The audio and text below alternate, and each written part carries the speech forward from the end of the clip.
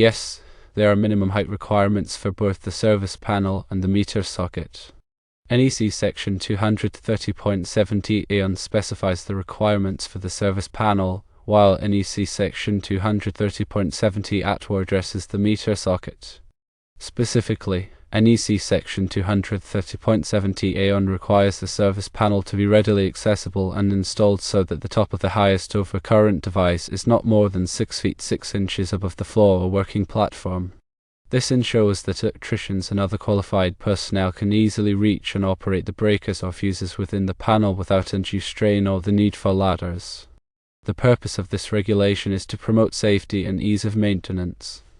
If a service panel is installed too high, it could pose a significant hazard when someone needs to switch off a breaker quickly in an emergency or perform necessary repairs. Having a standardized height helps to mitigate these risks.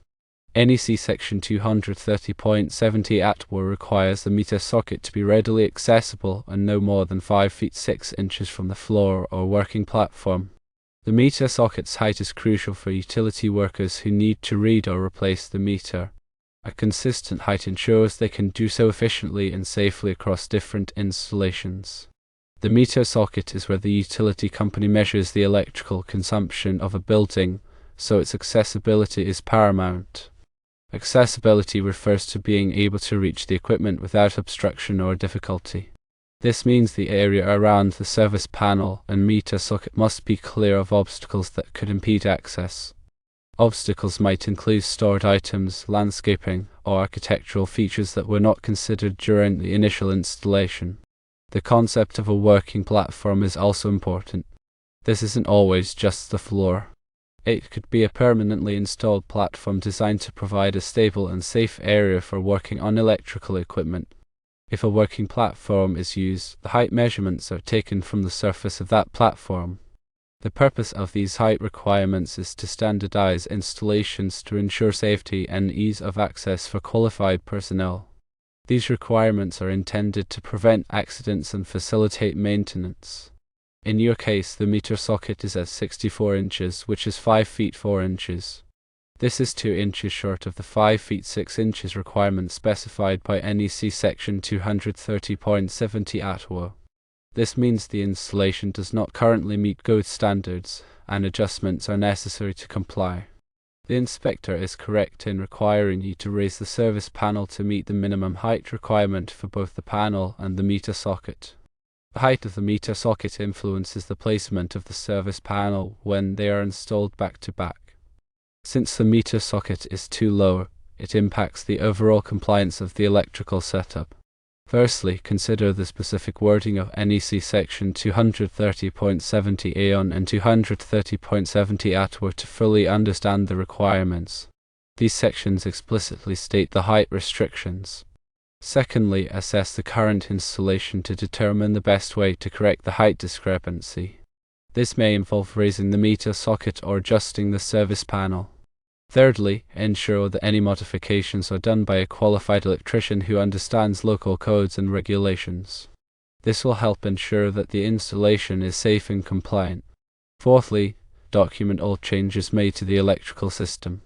This documentation should include permits, inspection reports, and detailed descriptions of the work performed. Good documentation is essential for future reference and maintenance. Fifthly, remember that local codes may have additional requirements or interpretations that go beyond the NEC. Always check with local authorities to ensure full compliance. For example, some jurisdictions may have stricter height limits or additional rules regarding accessibility.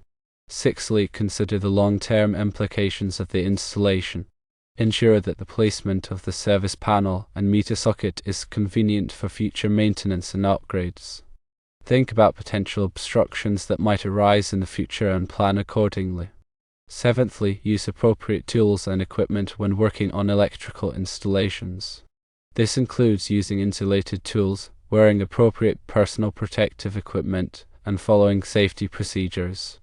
Safety should always be the top priority when working with electricity. Eighthly, understand that the NEC is updated periodically to reflect changes in technology and best practices. Stay informed about the latest edition of the NEC and any amendments or interpretations that may affect your work. Ninthly, realize that the intent of these codes is to provide a safe and reliable electrical system for the building occupants. Compliance with these standards is not merely a technicality but a crucial aspect of protecting lives and property. 10thly, consult with experienced electricians or electrical engineers if you have any questions or doubts about the requirements. They can provide valuable insights and guidance to ensure that your installation meets all applicable standards. Keep in mind that electrical installations are complex and potentially dangerous. It's always better to seek professional help rather than risk making mistakes that could have serious consequences. Specifically regarding your situation, it is essential to address the height discrepancy promptly to avoid potential issues during future inspections. Failure to comply with the NEC can result in fines, delays in project completion, and potential safety hazards. Correcting the height of the meter socket may involve moving it to a higher location on the building's exterior wall. This requires careful planning to ensure that the new location is structurally sound and meets all applicable codes. The electrician will need to disconnect the existing wiring, relocate the meter socket, and reconnect the wiring according to NEC standards. Alternatively, if it is not feasible to move the meter socket, you may need to explore other options, such as installing a step or platform to provide easier access. However, this solution may not be acceptable to the inspector as it does not directly address the height requirement. It's also important to consider the placement of the service panel in relation to other utilities such as gas lines or water pipes. Ensure that there is adequate clearance between the electrical equipment and these other utilities to prevent potential hazards. The NEC provides specific guidelines for clearances around electrical equipment to ensure safety. Remember that electrical work should only be performed by qualified and licensed electricians. Attempting to perform electrical work without proper training and experience can be dangerous and may violate local codes. The electrical inspector is responsible for ensuring that all electrical installations meet the requirements of the NEC and local codes. The inspector will review the plans for the electrical system, inspect the work in progress, and conduct a final inspection to verify compliance.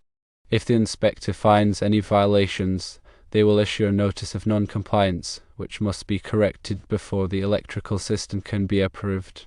The inspector plays a crucial role in ensuring the safety and reliability of electrical installations. Also note that the NEC is not a design manual, but a set of minimum safety standards. It is the responsibility of the electrician or electrical engineer to design an electrical system that meets the needs of the building while also complying with the NEC. The NEC provides guidance on various aspects of electrical installations, including wiring methods, overcurrent protection, grounding, and equipment installation. The NEC is updated every 3 years to reflect changes in technology and best practices. It is important to stay informed about the latest edition of the NEC and any amendments or interpretations that may affect your work. The NEC is published by the National Fire Protection Association (NFPA), a non-profit organization dedicated to reducing the risk of fire and other hazards. The NFPA also publishes other codes and standards related to fire safety, including the National Fire Code and the Life Safety Code. Electrical safety is a shared responsibility. Electricians, electrical engineers, inspectors, and building owners all have a role to play in ensuring that electrical systems are safe and reliable. By working together, we can prevent electrical accidents and protect lives and property. Furthermore, when planning electrical installations, consider the future needs of the building.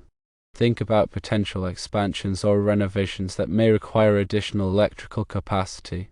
It is often more cost-effective to install a larger service panel and additional circuits during the initial installation rather than having to upgrade the system later. Also, consider the energy efficiency of the electrical system. Use energy-efficient lighting, appliances, and equipment to reduce energy consumption and save money on utility bills. The NEC provides guidance on energy efficiency in electrical installations. Grounding is another critical aspect of electrical safety. The grounding system provides a path for fault current to flow back to the source, which helps to trip the circuit breaker and prevent electrical shock. The NEC provides detailed requirements for grounding electrical systems. Surge protection is also important to protect electronic equipment from damage caused by voltage surges. Surge protectors can be installed at the service panel or at individual outlets. The NEC provides guidance on surge protection in electrical installations. Arc fault circuit interrupters of size are another important safety device. ASIs detect arc faults, which are a common cause of electrical fires. ASIs can be installed in branch circuits to protect against arc faults. The NEC requires ASIs in certain areas of the home, such as bedrooms and living rooms. Ground fault circuit interrupters (GFCIs) are required in areas where there is a risk of electric shock, such as bathrooms, kitchens, and outdoor areas. GFCIs detect ground faults, which can occur when electricity leaks to ground. GFCIs trip the circuit breaker and prevent electric shock. In summary, the minimum height requirements for service panels and meter sockets are essential for ensuring safety and accessibility. Compliance with the NEC and local codes is crucial for protecting lives and property. Always consult with qualified electricians and electrical inspectors to ensure that your electrical installations meet all applicable standards. Remember to prioritize safety in all electrical work and to stay informed about the latest codes and regulations. By following these guidelines, you can help to create a safe and reliable electrical system for your building.